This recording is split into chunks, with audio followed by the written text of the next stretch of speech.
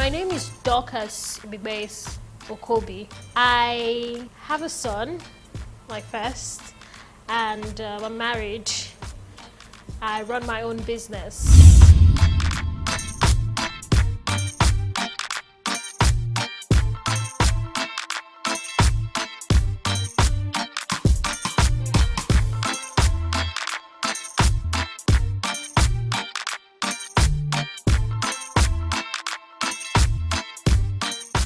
Law has always been interesting to me. However, while studying law back in university, my second year, I fell on hard times in the sense that I blew all my money and my dad had traveled and I couldn't reach him. I still don't know when I'll get in touch with my father. So I said, okay, divide the money. I was watching Food Network that period. I said, oh, I can try what they're doing. And I took half of the money, went to the shop, bought some things, and started practicing. Obviously, the first few tries were horrible.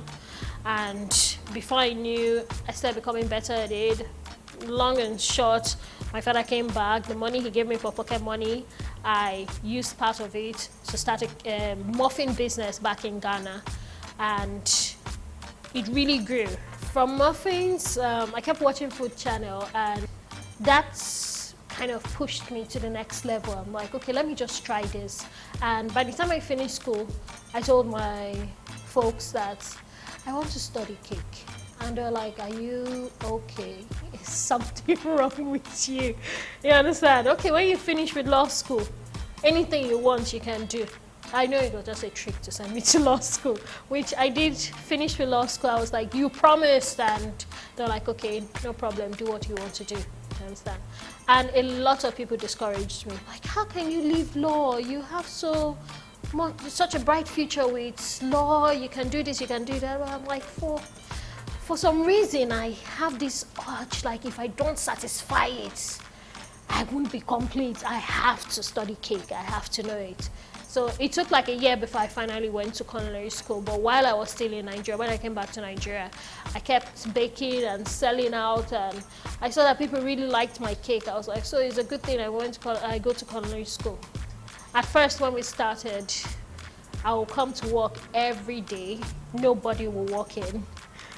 But 6-7 months later, one person will come in, another person, then one person comes in, like, I really like your cake, will now refer me as far as, oh, I have a sister in London that is coming in. I told them about your cake, please do their traditional wedding cake. So basically, word of mouth helped me because I did a lot of flyers, but let's be honest, I found out that flyers don't really go. But in this business, mainly word of mouth, because someone will have to have tasted your cake to be like, it really tastes good and she's good with design. Give her anything, she can do it. I can attest to that. And because they trust that person, or because they're close with that person, or they've seen your cake during that person's event, they are confident enough to come back. And that's how the words keep spreading. In cake design, the creative part of it is that what we do is take your idea, put it together and see, can it work? It's almost like architecture, mathematics, everything joined together, because you have to get the proportion right, you have to get the design right, and at the end of the day, it has to come out, if not close enough or exactly as what your client wants. Most of our sugar works have to dry. So in the process of drying, you have to run your gen if there's no light, and most of the time there's no light. So that was another challenge because you end up spending so much, and factoring that into your price list is also very challenging because customers are like, oh, you're too expensive. There are names that are already stuck in Nigerians, their head, Lagosians. So you have to work extra hard, no matter how good you feel you are.